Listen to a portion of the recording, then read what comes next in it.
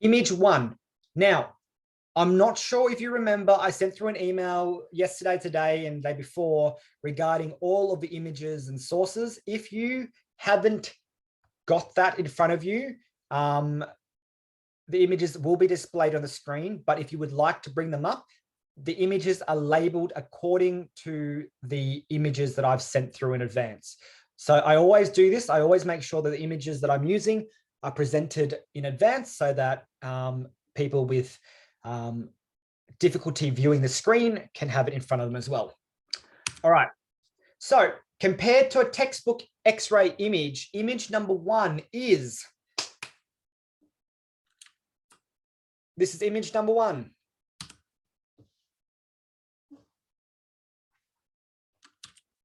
This is image number 1, peeps.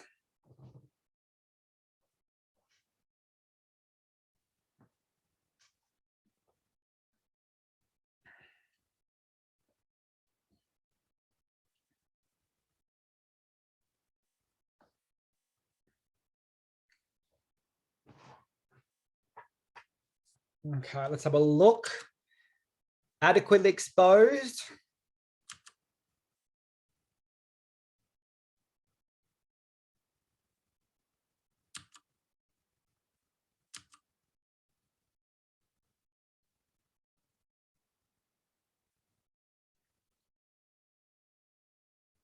All right.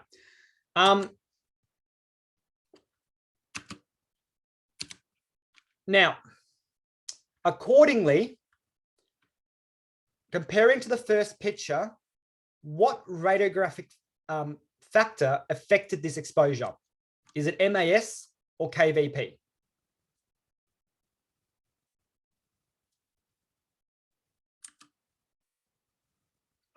So what the colors are doing is it's telling me who answered what in the previous question and what they're answering.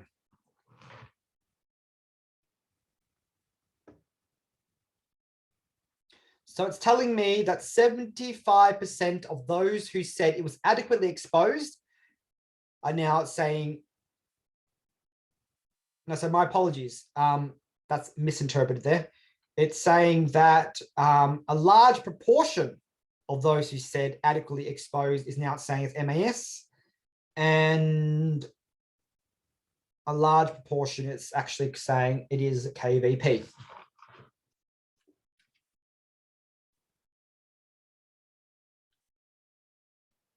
All right. Okay. So I just wanted to bring this picture up again. Actually, no. Sorry, I've got a few things in my head, but we'll just skip what I was going to do just then. Let's go to the next question first. List any pathologies that you can see. In the image, you should be able to see the image on your phone. List any pathologies you can see.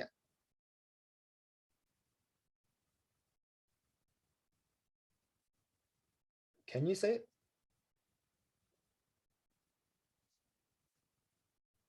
Normal. Complete fracture.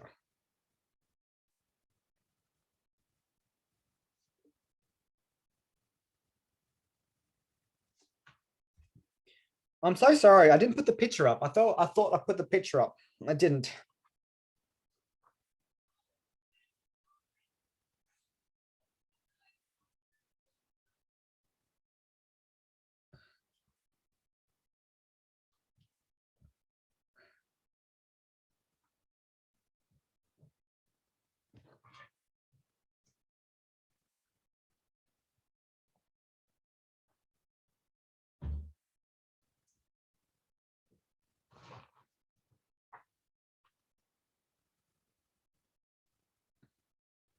No, you don't actually have to write 3 things. You just write 1 thing if you wanted to and actually submit. If that's why it's taking a little while.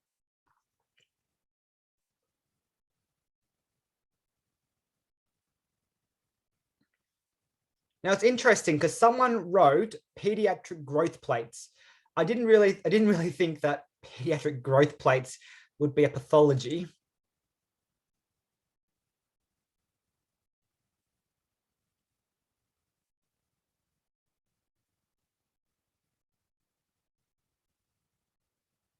All right. we might move on to the next slide. So for the most part, I think people wrote fracture. Someone named it as a Weber fracture. So Weber fractures are actually fractures of the fibula. Calcaneal fractures, no pathology, normal. Fracture the calcaneus, displaced. All right.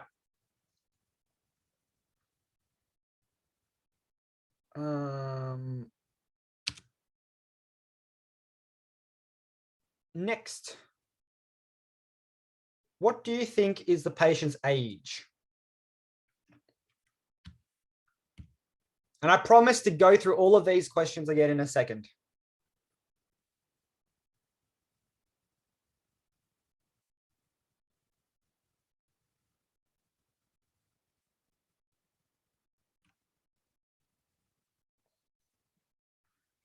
Well done to the 12 people. All right.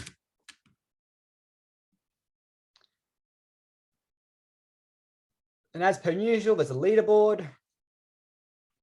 All right, well done to Wolfmeister.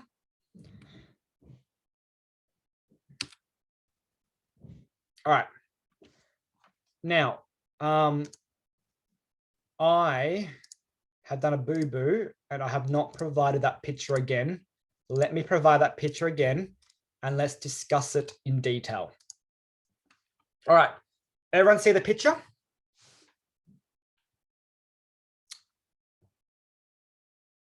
I'm going to say yes.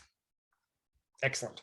All right, so the first question asked you, is this image underexposed, overexposed, or adequately exposed in reference to a textbook image?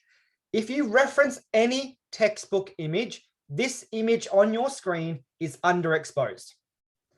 You have to be very mindful that we are basing all of our wording that we would use for our image critique off a textbook image.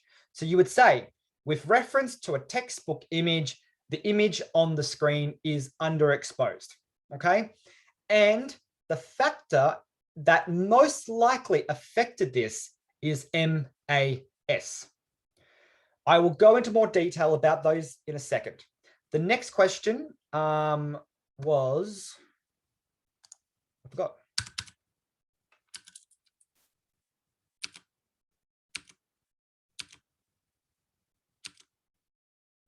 Pathology. The next question is pathology. There is no pathology. This is an absolutely perfectly normal ankle lateral X-ray. What people are seeing here in the lower corner of the image is a growth plate, okay? These growth plates is very, very important because it, one, tells us roughly the patient's age, and two, it can also mimic fractures. And this is a common question that you might get asked. Is this a fracture? It is not a fracture. I also have here a pediatric age chart with bones. And at the 8-year-old mark, there is no calcaneal growth plate, okay? I think this is the lateral. So at the 8 years of age, you can see that kids generally have not developed that osseous center, okay? It's called an osseous center. So this would put our patient over 8 years of age, because at the 9-10 year mark, you should start seeing the osseous center appear. You can just make it out on the oblique there, but I think the lateral is the middle picture. Okay, that's the osseous center there. Okay, so just be mindful of that. Now, why do I bring this up? Because this is a very common question that you might get asked by your qualified. Is this a fracture? Okay. Now, we are going to go through some discussion on contrast and density. So this is a chest X-ray. Okay. I want you guys to visualize this chest X-ray, visualize it, remember it. Okay. This is the only part where I kind of need people to either write in the chat or open their volume up and so the mic up and speak to me, just so I know I get some answers. In comparison to this image, is this a high contrast or a low contrast image now? Low contrast. Good. Excellent. Why is it low? It's low because there are lots of areas where the black and the white is not very evident anymore. So if we return it back to the original picture, can you see how the lungs is quite dark? It's quite pleasing to the eye. But the moment sorry, wrong button. The moment I make it quite flat, that nice gray that you see in your image is no longer as apparent. It isn't as nice and pleasing to the eye. So what has happened is that the photons in this image, if you leave the MAS the same, the photons in this image, too many of them are now reaching the detector. Too many of them are now reaching the detector. You have less attenuation of your soft tissue, less attenuation of your bones, and less attenuation of your lungs. If there are less attenuation, that means your KVP has changed. KVP dictates, I guess, the ability for your subject to be able to attenuate the photons. X-ray images are produced from the attenuation of photons. If your KV is too high, too many photons can pass through your subject and there is little attenuation. If there's little attenuation, your images are quite gray. Therefore, it is low contrast. So a hallmark sign of a low contrast image is your image is not as black and not as white. It is quite gray and it has an unpleasing image to the eye. And that would normally be because the KVP is too high. All right. And a good example of why we do this is I'm going to show you now. If we go the opposite direction now, sorry, back to normal window, and then the opposite direction,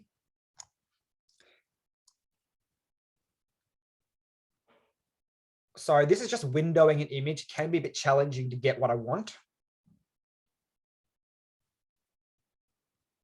Okay, that looks all right. This, in comparison to the textbook image or the picture that I showed you in the beginning, the first picture, this image is higher contrast. So this is an example of a high contrast image. It is higher contrast because you can make out those fine detail inside your black lung. You can make out the fine detail inside of your clavicles, inside of your spinous process even. But if you put it back to the normal lung window, this is what was presented to us. Can you see how you can't make out that fine trabeculation in your spine and in your clavicles? The lung markings, these white, faint white lines are no longer as apparent as the picture that I've just shown you then. Can you see how all of these lung markings are more prominent? this would suggest to me that there is more attenuation. When it is white, it must mean attenuation has occurred. When attenuation occurs, the KV must be the prime suspect. So therefore, in comparison to the other picture, this image, the KV is lower. This is an example of a low KV, high contrast technique, right? In terms of exposure, when you have exposure, I think it gets a bit confusing because we use the word exposure to mean the button, to mean both KV and MAS. But when we do an image critique, most authors would say that exposure is referring to MAS and referring to the overall appearance of the image, which is the result of MAS. So in terms of exposure, or you can just say in terms of density, there are really three words that I would normally teach students: overexposed, underexposed, or adequately exposed.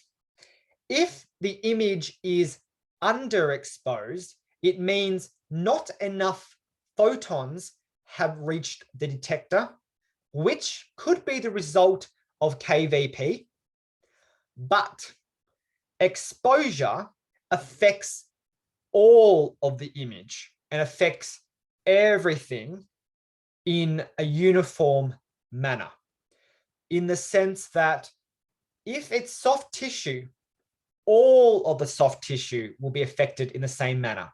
If it's bone, all of the bones will be affected in the same manner.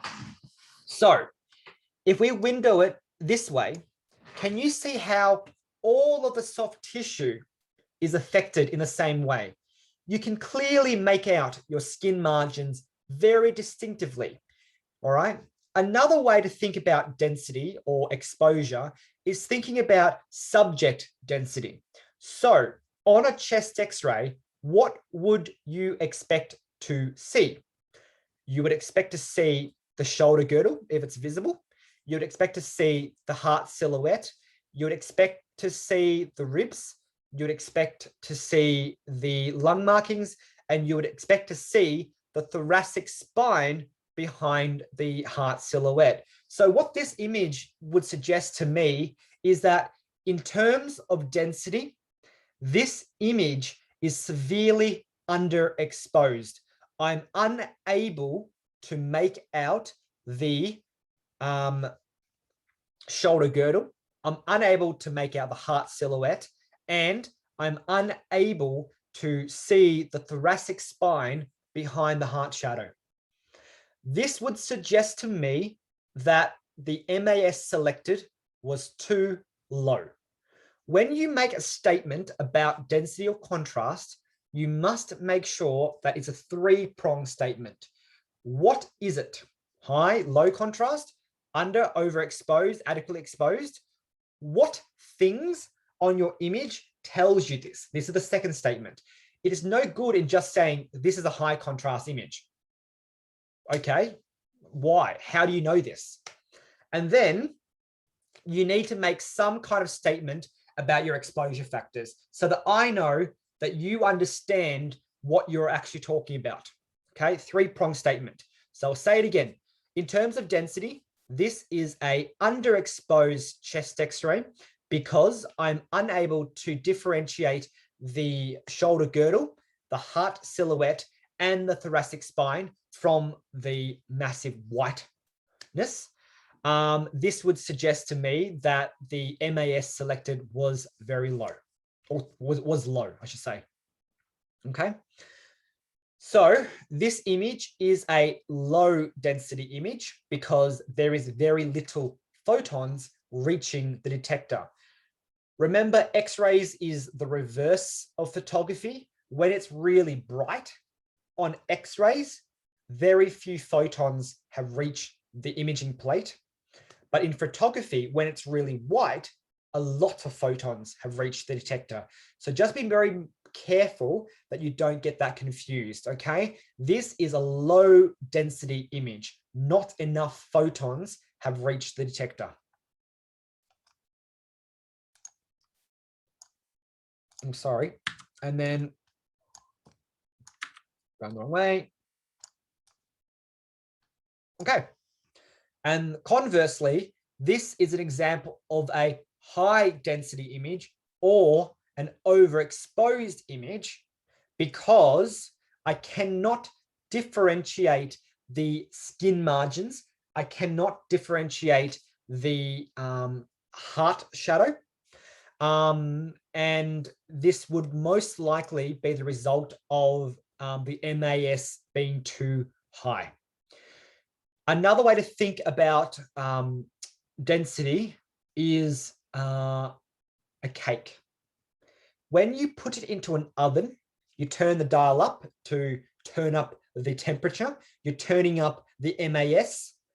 You burn the outside first. Or in other words, you burn the areas that is less dense. The lung is less dense. The soft tissue is less dense. The neck tissue is less dense. Therefore, they are the first to burn out. They are the first to disappear. Just be mindful of that. So this is a telltale sign that this is an overexposed image. Okay, so just to reiterate my point again, if this was a perfectly exposed chest X-ray, then this direction where it becomes quite gray, it is a low contrast image because I'm unable to differentiate my lung markings very clearly, as I would expect. I'm unable to differentiate the trabeculation markings on my clavicle, for example. This would suggest to me that the KVP is too high. This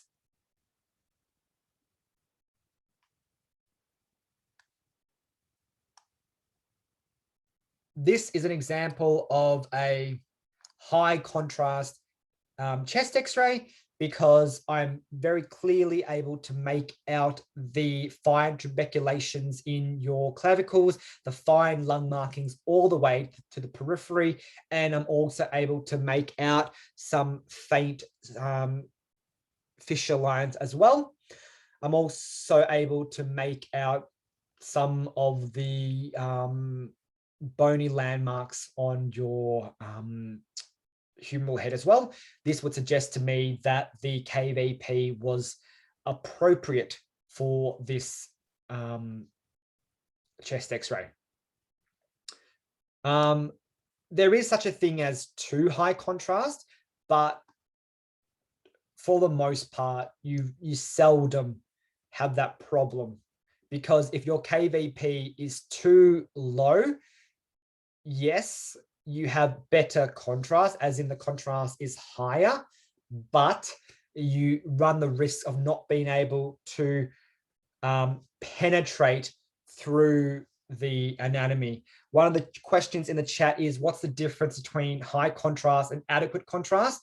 I think it depends on your definition on what is radiographically acceptable.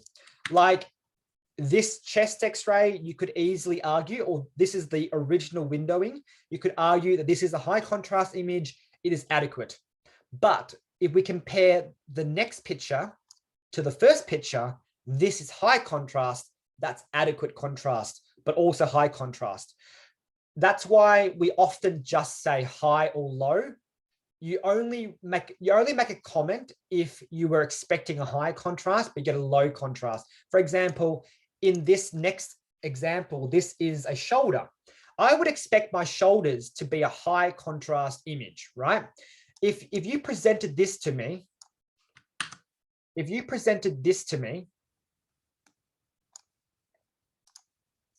I would be very confused and also very disappointed at the same time. This would suggest to me that the KVP was too high for the shoulder, that the whole thing is too gray. And so to correct for this, we need to reduce the KV. You could also argue that this KV is a little bit, you can also argue that the image that you are seeing now, which is the default window level, is still low contrast, as in you would expect to see a higher contrast image. This is why I'm saying that you need to reference the textbook. In comparison to the textbook, this image is such and such. So if we are saying that this is a low contrast image, then this is an example of a higher contrast image in comparison to the image that you just saw. Both would be acceptable. You would not repeat your shoulder x-ray just for this, okay? You would, if for example, it was like this, or if it was like this, you would repeat it. But from experience, I know that this is okay. You would accept this, right? So 2 examples of a high contrast image. This is probably creeping upon overexposure. So this image is overexposed because I'm unable to differentiate anything. I cannot see my scapula, my glenoid. I cannot see my lungs. I cannot see my clavicle, period. This would suggest to me that the MAS was too high for this examination. This is a underexposed shoulder. So therefore, I'm unable to differentiate my my spine, my soft tissue, my glenoid, etc., etc. Therefore, the MAS was too high. So too low, sorry. MAS was too low. All right. Hopefully that has made a bit more sense.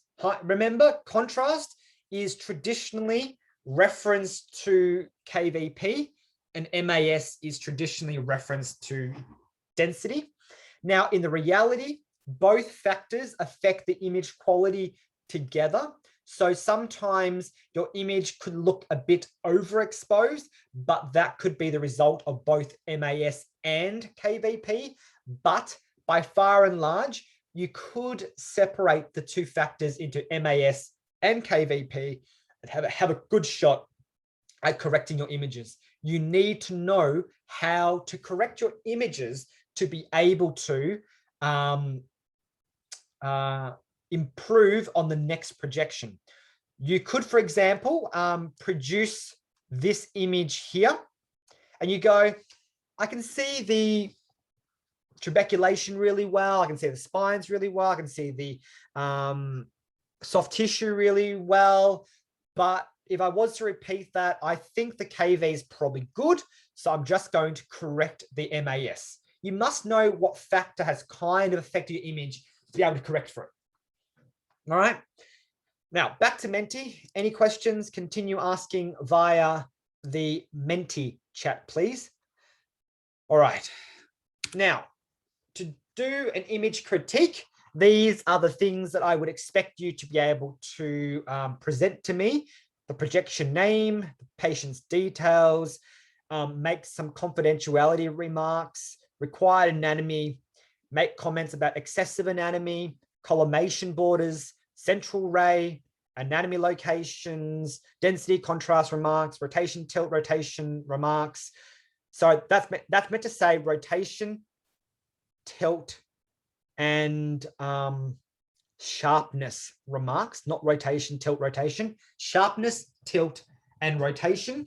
Is there pathology, and would you repeat it? Okay, so this is a lateral ankle projection. Patient details have been removed for confidentiality purposes. Looking at the image, there is a calcaneal ossification center, which would suggest to me that the patient is probably quite young, maybe 10 to 13 years of age. There are also other growth plates as well. The next thing that we will talk about is the required anatomy. In terms of the required anatomy, the textbook would suggest to me that we need to include the distal third of the tibia and fibula, all of the ankle joint, the calcaneum, the talus, and the cuboid bones. and all of the soft tissues. So therefore, this image, according to the textbook, has not captured all of the required anatomy. It's missed the lower portion of the heel here. In terms of collimation borders, I can only see one border of collimation, which is this border here. This is where I stop. Depending on the universities, some universities want you to say this, some universities don't want you to say this. You have to check with the university. So if we use the 4 borders that frame the image as a guide, the central ray is probably centered over the ankle joint. And this is where it should be centered. Some universities don't want you to make this comment if you don't have 4 borders of collimation. Okay.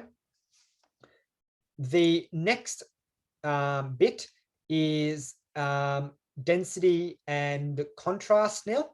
So in terms of density, this image is slightly underexposed when we compare it to a textbook image, because I can differentiate the skin margins really well. The bone and the soft tissue appear quite bright to me. And this would suggest that the MAS was a little bit too low for this projection. In terms of contrast, I can differentiate the tuberculation through the bone really well. I can see the striations through your posterior fossa here and the muscle striations really well. I can see the jagged edges of your ossification center really well. This is an example of a high contrast image, suggesting to me that this, the KVP was adequate for this image.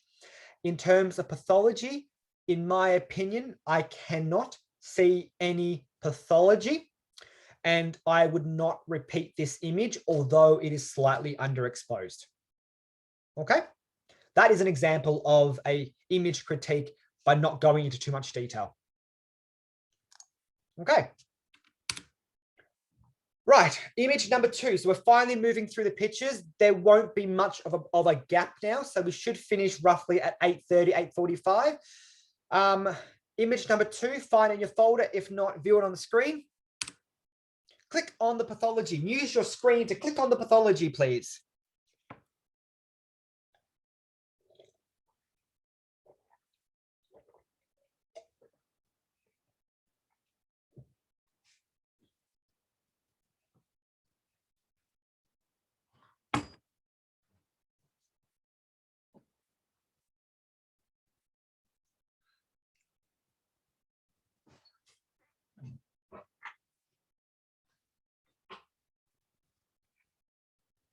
All right, I think most people get the picture. There is a very large comminuted fracture there. So we'll move on to the next slide. How would you describe the fracture? How would you describe the fracture, guys?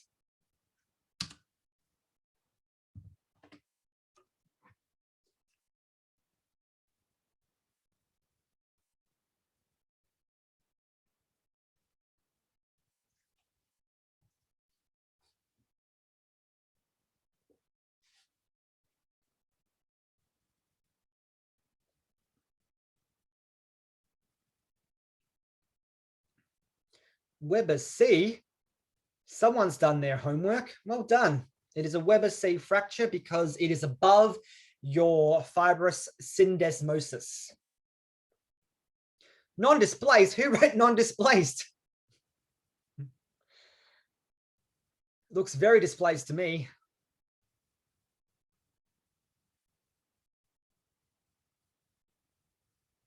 All right. I think the general idea is there.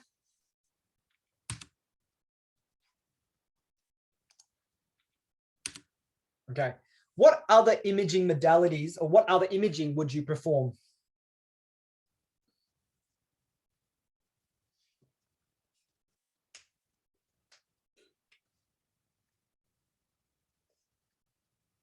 CT, oblique and AP,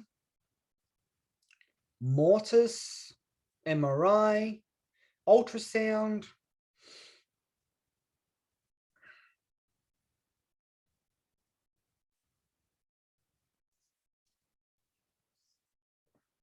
Potentially CT. II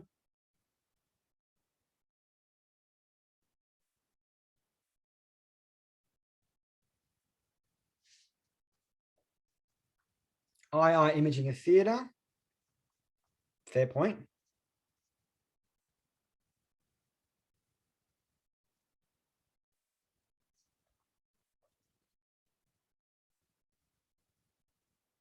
All right. I think most people have got the general idea. Now,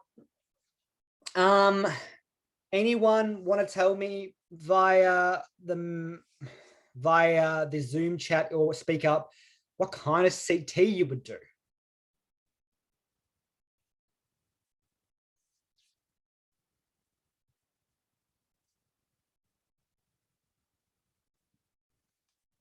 Everyone's too scared. Hi, Hung. As in the type of recons you do, or just the type of scan? Type of scan. Okay.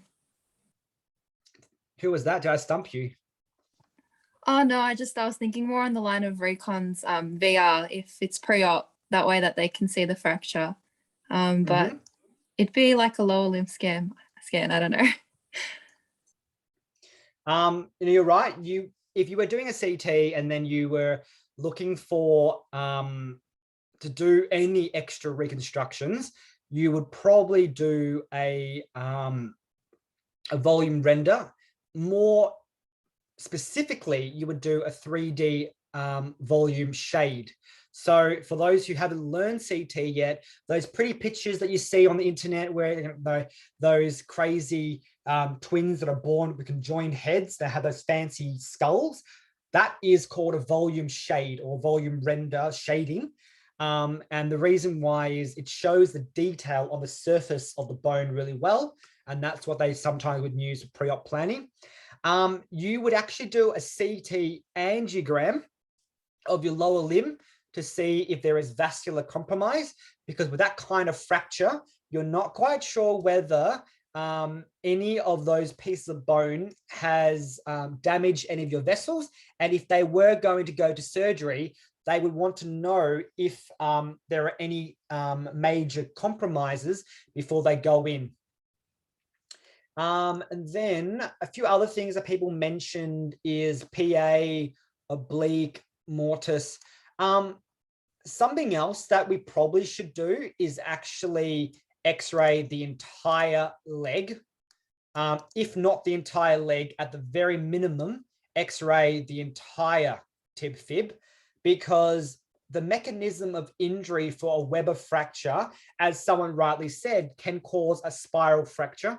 And so you want to make sure that you don't have something complex like a Mason nerve fracture where it spirals up to the top. And so you need to make sure that you double check the whole leg. And that also gives the orthopedics and the ability to do orthopedic measurements from top to finish. Sometimes you may be asked to do X-rays of the other leg if this leg is severely foreshortened. So if the leg that's broken is severely broken, they may ask you to measure the other leg so they have a good idea of how long the bones are meant to be, so to have a rough guide of how much surgery is required, because the last thing you want to do is the patient to come out with one leg longer than the other.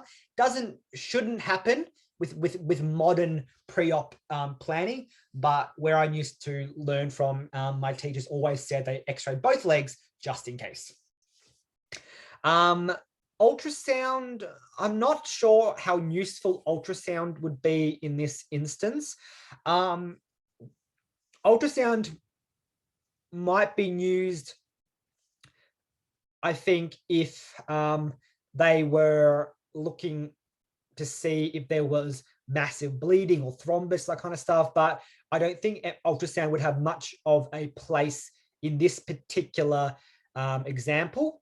Other examples, yes, I mean, maybe not this one. And theater imaging is very self-explanatory. They'll probably go in either, most likely with this patient, they'll probably go in with with surgery to do an external fixation device. So most likely they will do an X-fix. So it's those crazy rings on the outside of your patient, and the patient has those rings there because sometimes the bone is so broken and shattered that to be able to do a bone graft, they actually slowly stretch your bone out. So what happens is, and please don't take my word as the way it's done, right? They put the bone close enough that they expect growth to occur between the bone. And then slowly over time, the frame in which the bone is anchored will slowly get stretched out so that the growth, the section of growth can stretch out a little bit. It's not like, 50 centimeters they're doing. It might be 2 or 3 centimeters, but that might be enough so they don't have to do like grabbing bone from another part of your body, or they might not need to. But I think with a fibula, they probably won't do anything too crazy if they are going to do anything, because the fibula is not a weight-bearing bone. So if they did something, it may not be as crazy as I described. All right.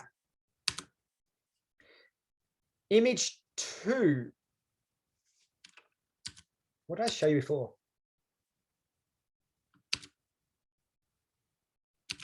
Image 2. Is the foot rotated? Is that what I was doing?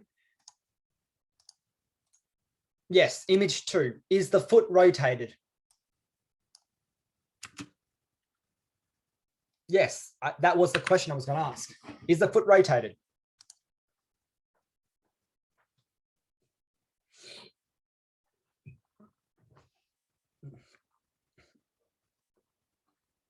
All right. I think it's pretty self-explanatory. Most people say yes, and a few say no. Which way is the foot rotated? So bring up the picture again. Which way is the foot rotated? I'll bring it up on the screen for anybody that wants to see it. This is the foot. Which way is it rotated and why?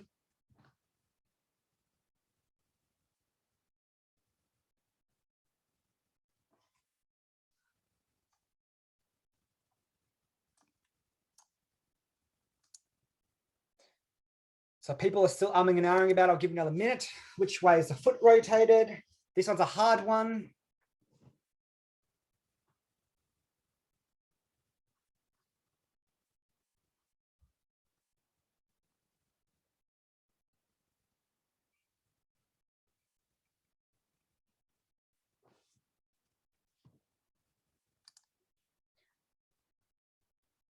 All right, we have pretty much an even split here. Some people are saying it's anteriorly rotated. Some are saying it's posteriorly rotated. In my professional opinion, the foot is anteriorly rotated. And I will explain why. Let me just get my tablet out.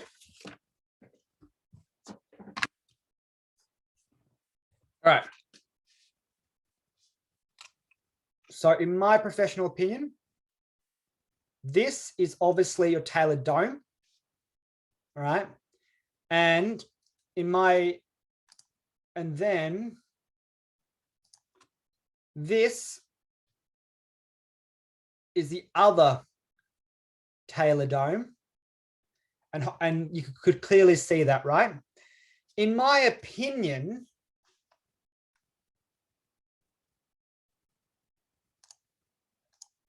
I think the tibia articulates on this red bit more evenly, which would suggest to me that the red is rolled more anteriorly than the yellow, which would mean that you're anteriorly rolled. Couple other things to note. because your fibula is held in place to the tibia by your fibrous syndesmosis,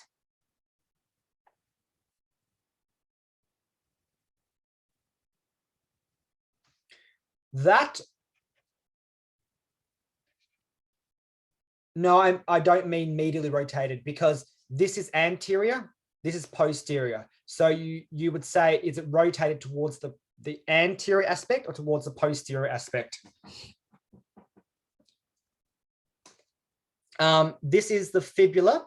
So because it is the fibula, it is probably a little bit too posterior. I would expect the tibia to be in the middle to third. So it's rolled forward to bring the fibula back. Does that make sense?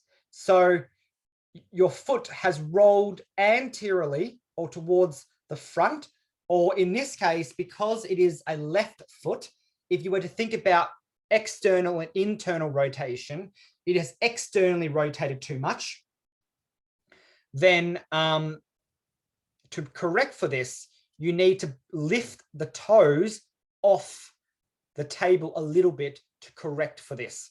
So I believe the fibula is positioned too posteriorly, and to correct for this, if you lift up the foot a little bit off the table, the toes, that will correct for that. All right. Now back to this. Oh, I even had a zoomed in picture for you. Okay, I've just done exactly what I just did then. All right, image number 3. This is one of my favorite pathologies because it has a very cool colloquial name, but also a very cool medical name, this pathology. What pathology do you see on this image?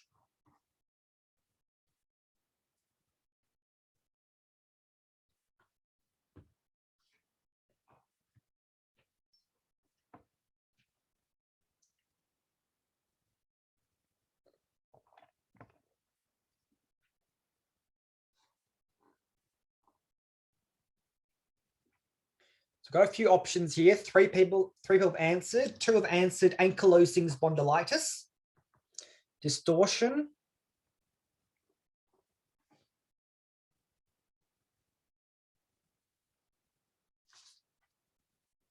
no idea. Staples, okay. Bamboo spine, scoliosis, Paget's disease, no idea. Scoliosis.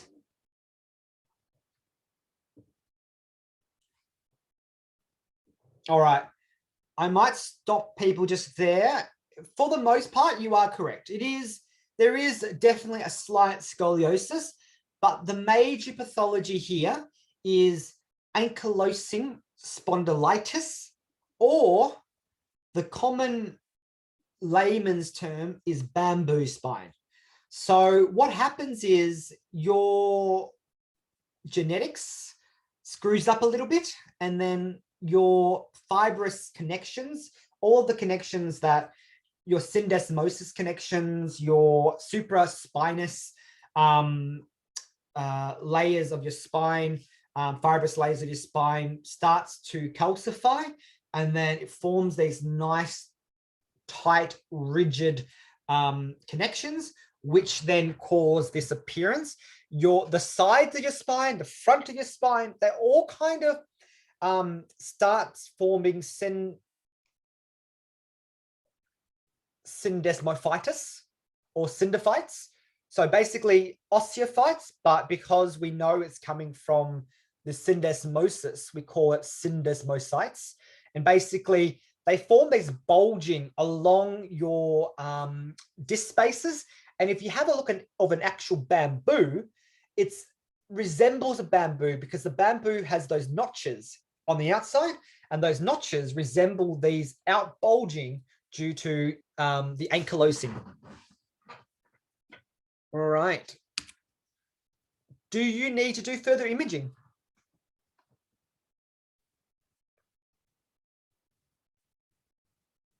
Yes, no. If yes, what?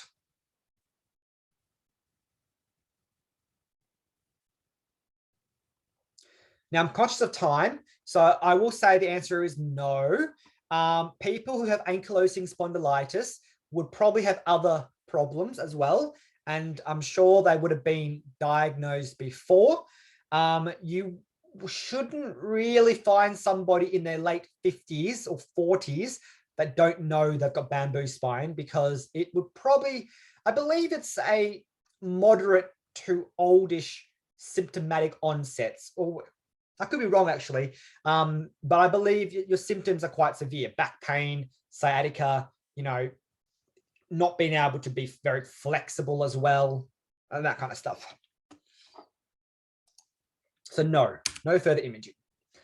All right, image number 4 is a pelvis. For argument's sake, this image is, now it is for argument's sake, I wouldn't repeat it, but what is it?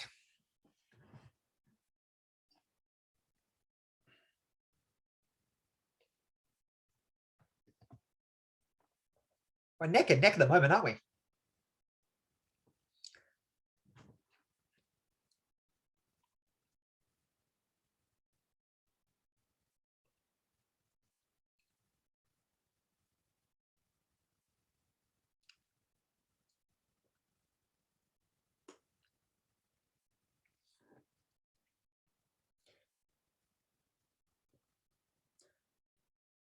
All right, I think we'll stop it there. So I think I would argue that this image is slightly overexposed, because the soft tissue margins of your pelvis are not very well defined.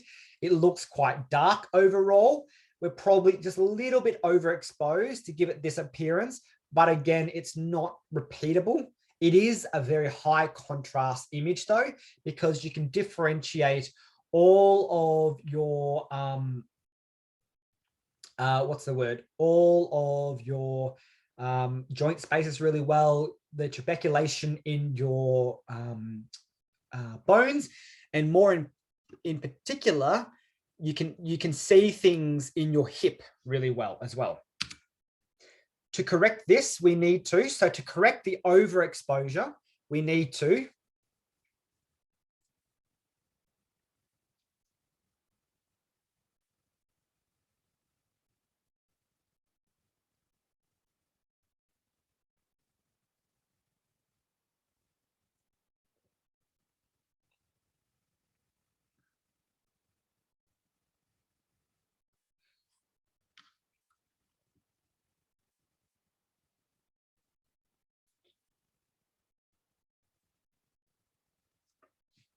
all right. I think most people have got the picture. If you're overexposed, you need to reduce your MAS a little bit, just so that you don't have such a high density image. It's very dark. Too many photons have reached the detector. So reduce the number of photons being used, and that will make the image a lot more presentable. So pleasing to the eye, sorry, but it is not repeatable, this image. What's wrong with the hips? Can you guys see anything wrong with the hips at all?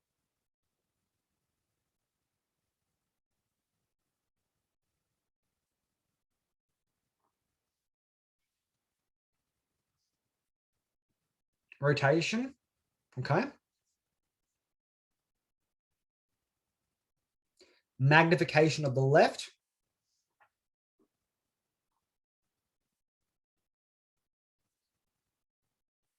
Asymmetry.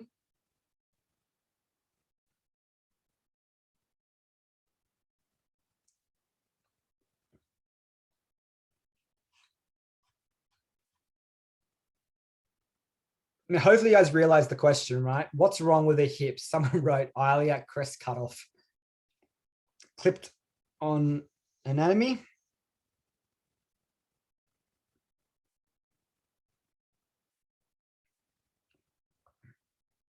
I think this one's probably challenging a few people.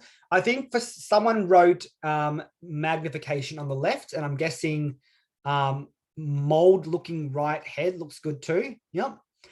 Impacted acetabulum, probably not. Irregular acetabula, probably not. So I will make a comment about someone wrote magnification on the left. This is physically impossible to do as a technologist. Something that you need to be mindful of is that when you are reviewing an image, you can't physically, it is impossible for you to physically make one side more magnified on purpose. Okay, you can do it. So it's impossible to do it involuntarily. So you have to really try to make things magnified, but it should magnify everything together. So what I mean by that is, if you have a look at this hip, someone said that this left hip, the patient's left hip, is bigger than the right hip. If this was due to a technologist error or radiographer error, then everything on this side of the body should be magnified in the same way. It's physically impossible to only do one section. So what this would suggest to us, that there is pathology, either the left or the right. Someone then mentioned there is mold looking right head. So what they're saying is this bit here looks a bit moldy. It does look a little bit moth-eaten. And if we zoom in, I didn't provide a zoom in picture. Like I'm doing really well today, aren't I? Let me bring it up again.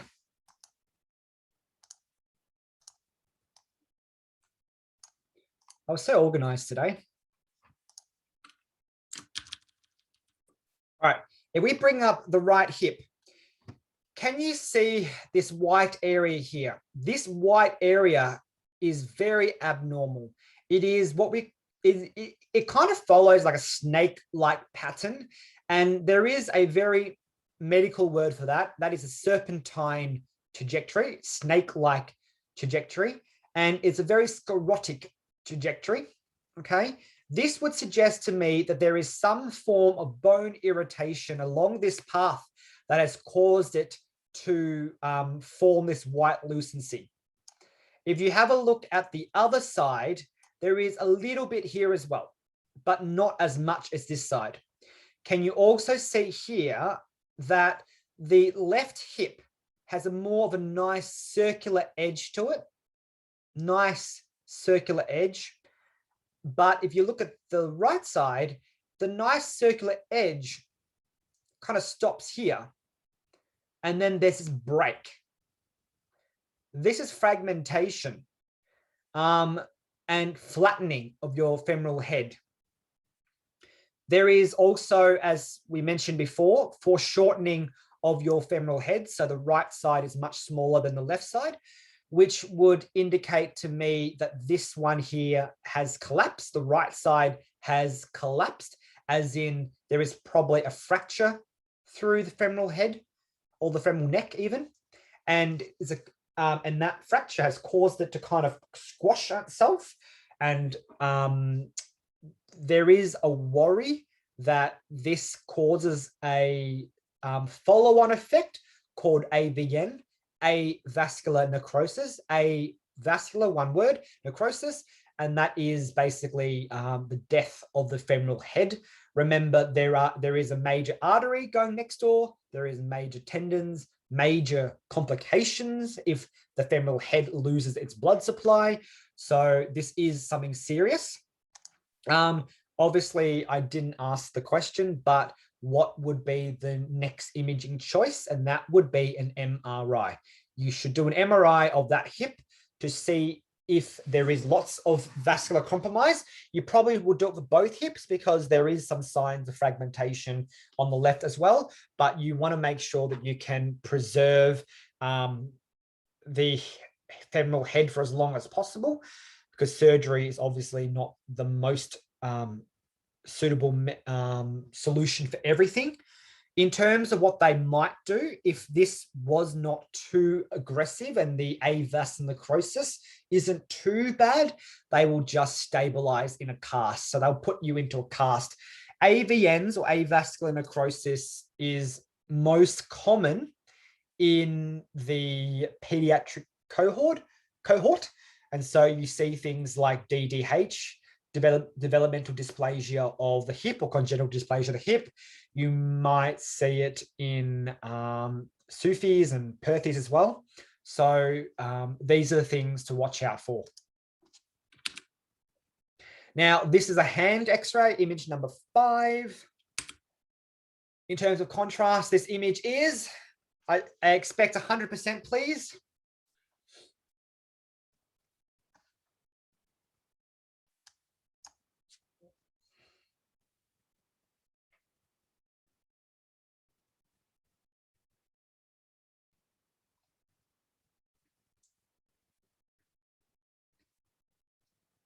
No.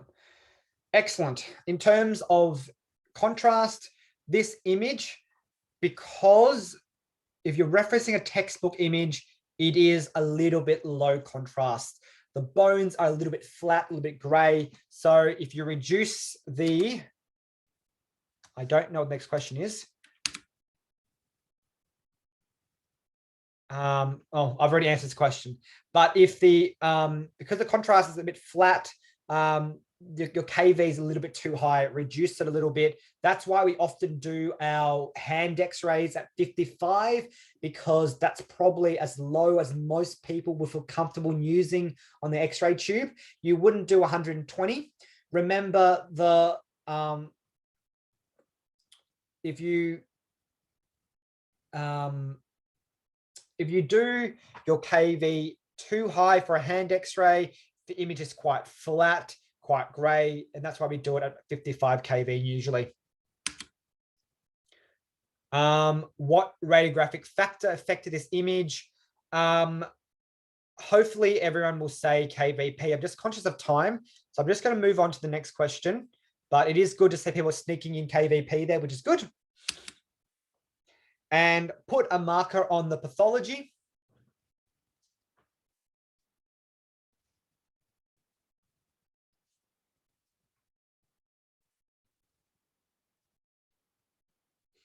Sesamoid bone, joint space, air, fingertip,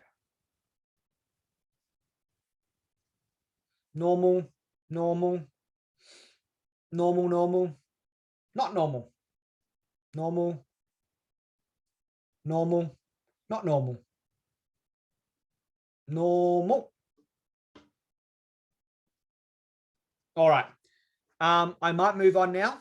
So a couple of people had put a dot in the scaphoid lunate triquetrum, the triquetrum area, and the triquetrum area is the triangular fibrocartilage complex.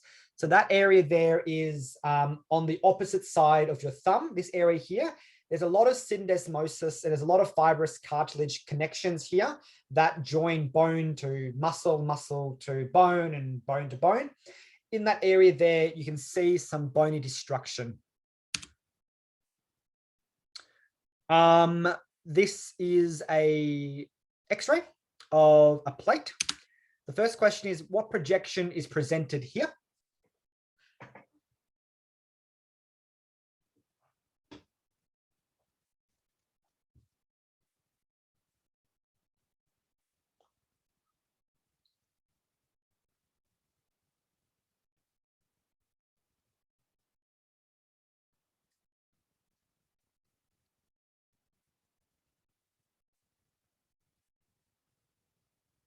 All right, good, good, good. I'm glad no one had mentioned AP. Now, it looks, to me, I agree, it does look like a lateral humerus because of the way that it has been performed. If you did a lateral elbow, you really shouldn't need to expose through the body. It looks like they've exposed through the body because they've done it standing up with their arm across their chest like this against the vertical bucky or supine across the table. And how do you think the patient was positioned? I'm giving all my answers away today.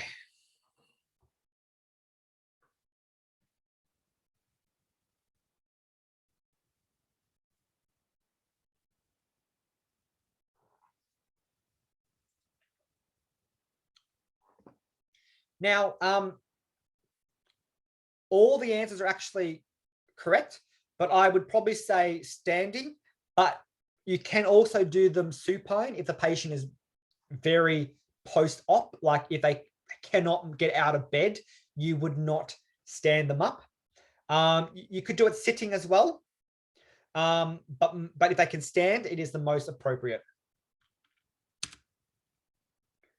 Now, I wanted to tell you guys that there's a couple of things in this image that I would like you to know. The metal plate here is called a fixation device. We've got 1, 2, 3, 4, 5, 6 screws. These are surgical staples. If you've never seen a surgical staple machine, it is literally a staple gun. You literally grab the skin, fold it, clip it, zip, hold it, clip it, zip, fold it, clip it, zip. They literally staple your skin all the way down. So it's a nice little bump across your arm. And this is called an ORIF technique because of the surgical staples. It means ORIF, O-R-I-F, open, reduction, internal fixation. Okay, a couple of things to note. Whenever you do this in theatre, it's very important that you can make those screws perpendicular in your orthopedic surgeries to make sure that you are not drilling laterally. So what they will do is they will make sure that you can, this is a pen, by the way, they can see the screw dead on like this. If it's slightly like that or slightly like that, they will keep spinning the arm or making you move your C-arm until your C-arm is perpendicular to your screw. That is the only way that they can make sure that none of their screws are where it shouldn't be. Okay. Sometimes when you x-ray a patient, you might see a little gray lucency through it. Not this one, that's the fracture, but something similar. And that is usually a screw track, like they've gone through there for whatever reason, they weren't happy with it. They've pulled the screw out and just did it at another spot. What you'll find is the bone acts a lot like wood. Once you've screwed through, you've created a hole, the screw will tend to follow the same track. It will tend to follow the same pathway. So often it is very hard to correct a little bit. So that's why they often do very little adjustments until they're ready to go all the way in. Because once they're all the way in, it is very hard to minutely move it left or right. They just have to do it again, basically. All right. Now, image number 7 is this tib-fib image, or part of a tib-fib image. Click on the area of bone pathology, please, guys.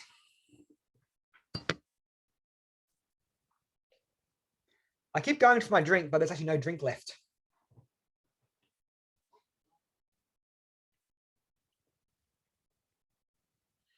Good. I'm really glad that you guys have noticed that there is a area of mottled, moth-like appearance on the image, and that is an example of a bone lesion. And this is actually quite an aggressive bone lesion, it looks like, because it has what we call a wide zone of transition.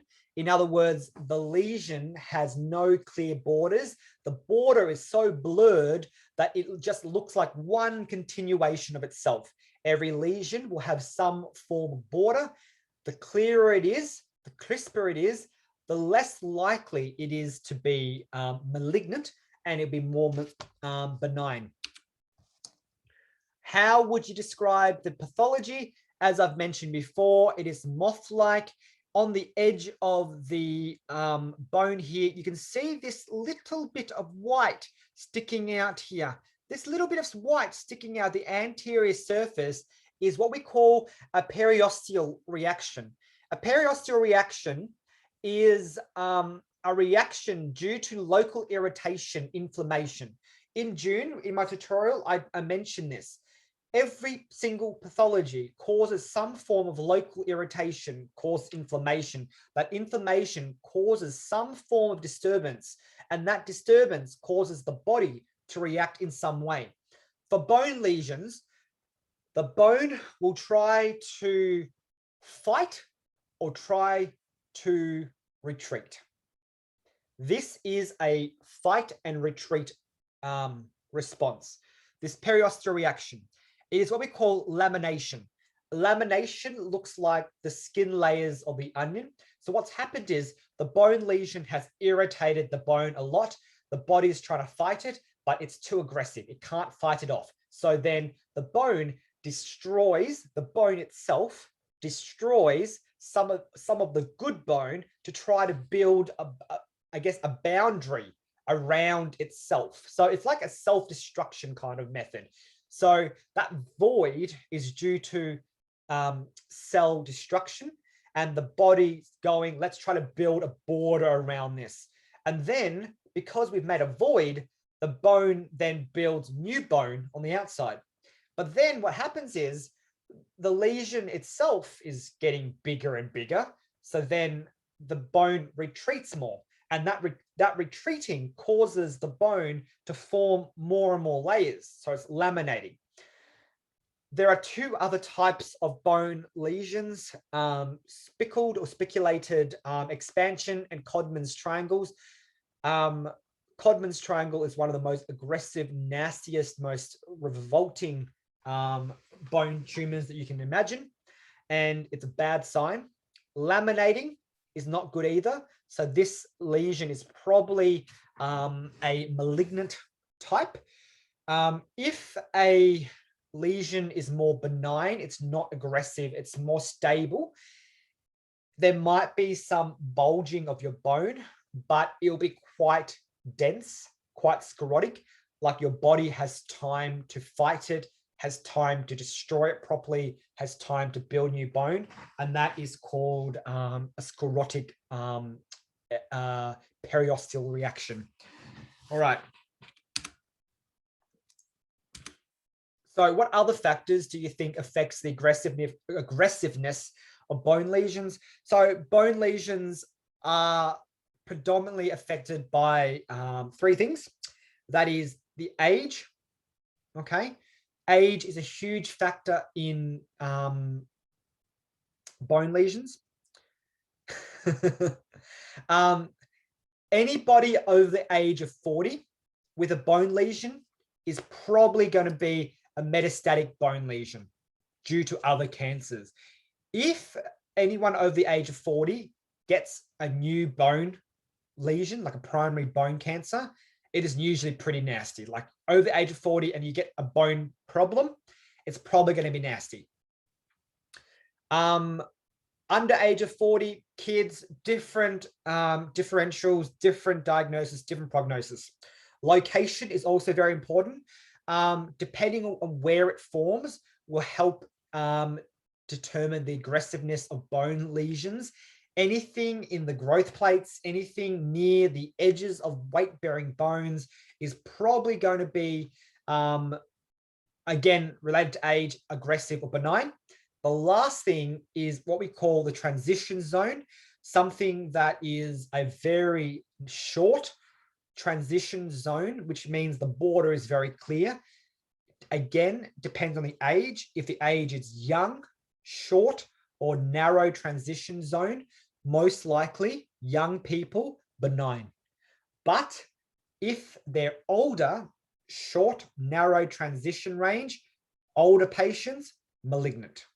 So that is something that we can narrow down the differentials with just by looking at the age, location, and also the transition zone. It's very important. I'm going to skip this part. Image number 8. What is this projection called? This is called a Ball's catcher.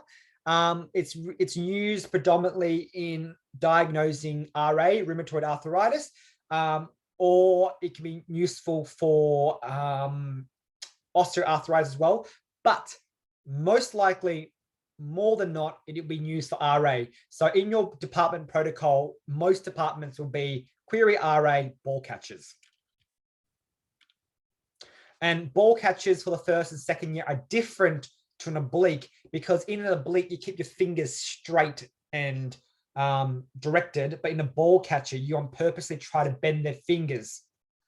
Okay. All right. Critique issues. Let's have a quick look. Obviously this image is underexposed because everything is really white. I can't see my carpal bones really well. It is missing some of the anatomy there on the left thumb. The actual soft tissue borders is really, really clear and demarcated. Exposure is too low. MAS was too low. KV looks a little bit okay as well, because I can see the bony detail in your PIPs and DIPs really well. Therefore, the KV was appropriate. If you look at the image really carefully, can you see this really moth-eaten, mottled appearance on your soft tissue? That is quantum mottle. Quantum mottle is the result of low MAS.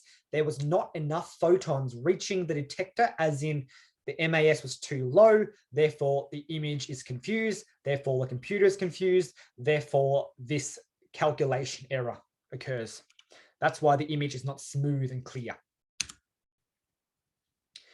Image 9 is one of my most favorite pathologies.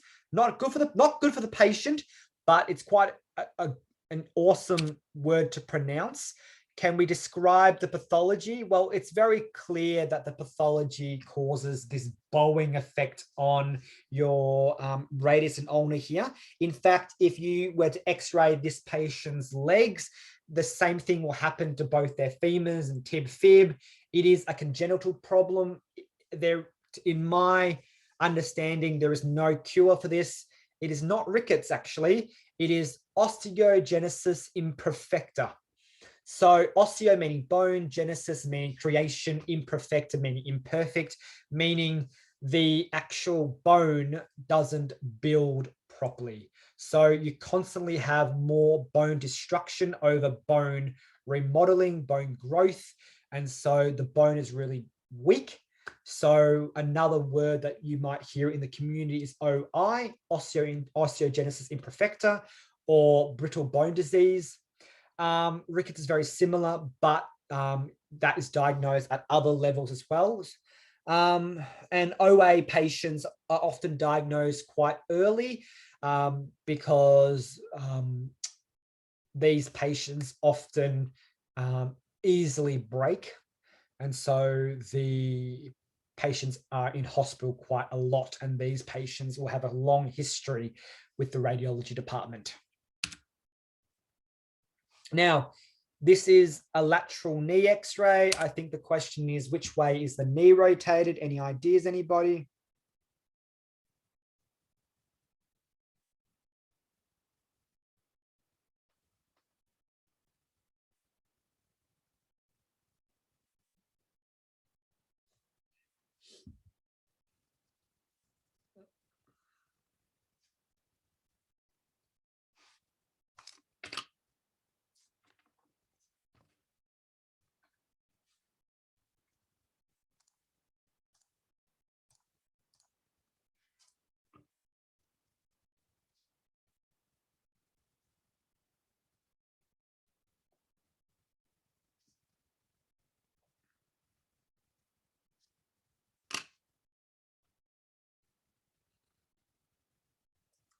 So we have a half and half split.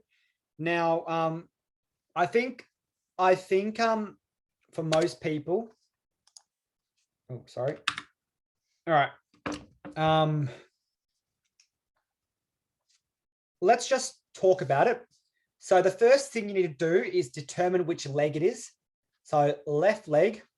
All right. Next thing you need to talk about is find your method.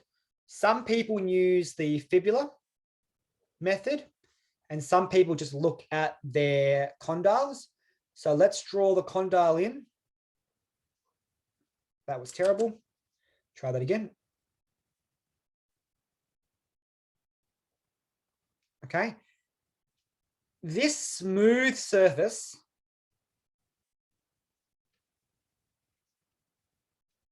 is your lateral condyle.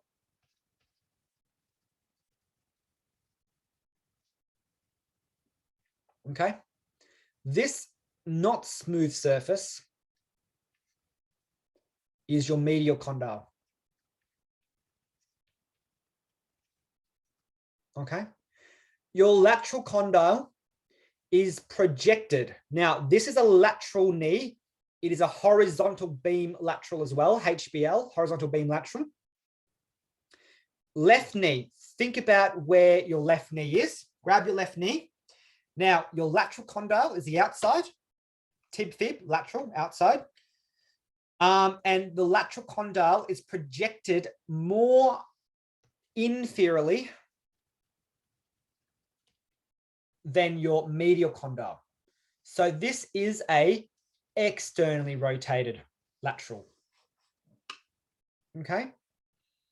The lateral condyle is more posterior than, or more inferior, sorry, than your medial condyle. So therefore, to correct for this, you have to internally rotate your knee more. Okay. And this would make sense because if you did a rolled lateral and you over rotate, or your lateral side goes more laterally or more posteriorly, then your fibula will be projected away from your tibia. Okay. Over rolled, okay, equals fib away. All right. Excellent. Next picture. All right, I think this is the last picture in my collection. Which way is the knee rotated this time?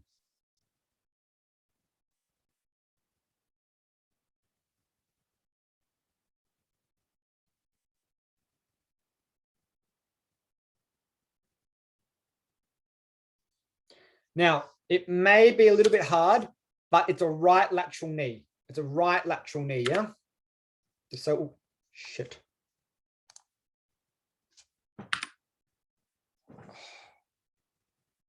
Sorry, buddy. Okay, I'm back. It's a right lateral knee. All right, let us draw on the picture now. All right. So, draw. All right. This here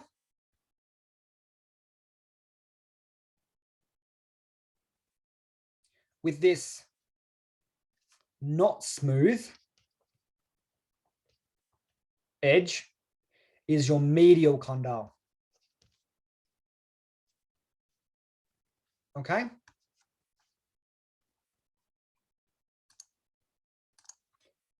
And this here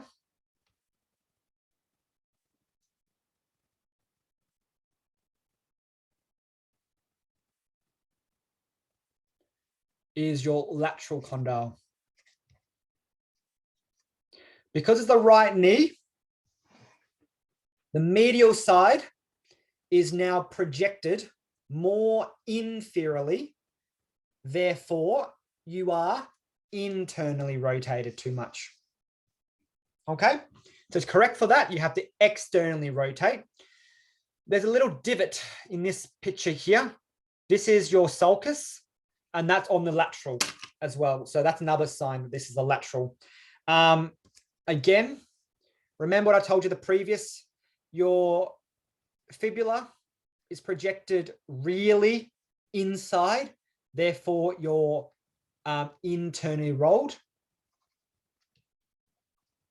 or if you were doing a rolled lateral, you haven't rolled enough.